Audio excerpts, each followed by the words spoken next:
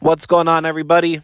Today I'm going to be covering the Broncos hiring offensive line coach Zach Strief. This is a Zach Strief. I don't know if I'm pronouncing his name right. Probably not.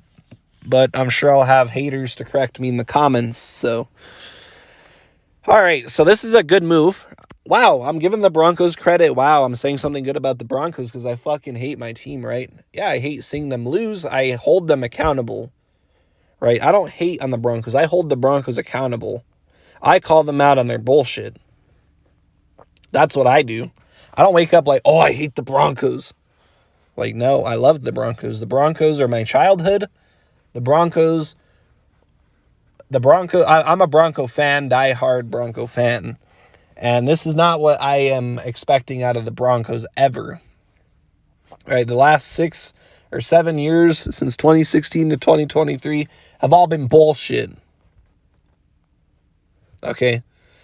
Now, today I'm happy about the news because they hired Zach Strief. I was reading that they were talking to Mark Schlereth for fucking what? I don't know. But they hired the right guy to coach the offensive line, an offensive line coach who fits the system of Sean Payton. Very exciting. Very surprised by the move. Surprised that Denver made the right move, but they did. And that's good. That's good because offensive line is the biggest weakness on the team. It's the most unstable part of the team, and it's the most important part of the team, in my opinion. You don't have an offensive line, you're not going anywhere. So this is a great pickup. Now, I'm not going to hype this team up and get ahead of myself, but I'm going to give them credit right here where credit's due. This is a great hire. Now let's talk about this press conference with Sean Payton being introduced to the Broncos. I was expecting more PR, more hyping, more we're going to win the division this year, more we're going to win 11 games this year, more we're going to the Super Bowl, we're going to host the Bills in the AFC Championship this year. And instead, I got the opposite. I heard Sean Payton use the word we have to build several times during this press conference. And it's true. He said that they're going to be less involved with the media, less involved with social media. Good, because that's all this team has cared about for 7 fucking years is the fucking media and fucking social media. I'm sick of it. Good.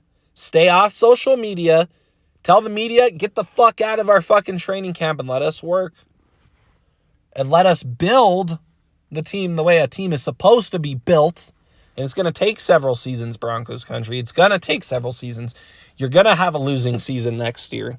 But if we're having a losing season for a reason, for a greater purpose, for a better long-term success, so be it. I'd rather hear, yeah, we're in a rebuilding phase right now. It's going to take us time to get this right, but we're going to work hard to get it right. That's what I'd rather hear than hear, oh, Draymond Jones, top 5. Oh, Draymond Jones, that's Aaron Donald stuff. Fucking Broncos Avenue, you fucking dumbasses. Oh, Jerry Jeudy's the best receiver in the NFL against man coverage. I have the stats to prove it. Where is it on game day? Hey, Broncos Avenue, the only stats that matter are wins and losses. And the Broncos have been horrible at wins and losses. Where the fuck is Jerry Jeudy on game day? You're going to tell me that just because he played a Chiefs team that had nothing to play for and a Chargers team that had nothing to play for that he's top in the league? Get the fuck out of here. I didn't hear any hype, PR hype. Oh, we're going to hype up this terrible roster. No. We're going to build a winning team, a winning culture. We're going to build is what he was talking about. And he was also talking good about George Payton, which really excites me because I don't know about you Bronco fans. I actually respect and admire George Payton's work. And I think that if George Payton was allowed to do his job and not getting tapped on the shoulder by John Elway and Joe Ellis, I think that Sean Payton would have honestly been off to a great start of rebuilding a good team. But unfortunately, he's not allowed to be a GM. He hasn't been allowed to be a GM. But the way Sean Payton was talking about George Payton, it really made it seem like that George Payton is able to do his job as a GM. And that's great. That's great because to me it looked like the ownership was handcuffing him last press conference when they fired Nathaniel Hackett, which gave me a horrible feeling about this ownership. So the Broncos, the X factor this year versus last year's, there's ownership. There's new ownership. It's not completely ran by John Elway and Joe Ellis. And that's a good thing. It could be good or bad. There's one or two paths this could take. Path number one, which I hope is the path that it takes, is we are in a rebuild finally. We have acknowledged that we're in a rebuild.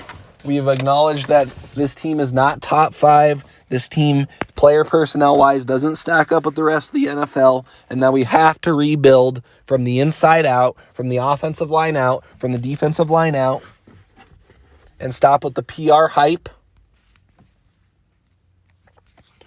and get to work, roll the sleeves up, build a team from the inside out, build a culture from the inside out. And that's path number 1.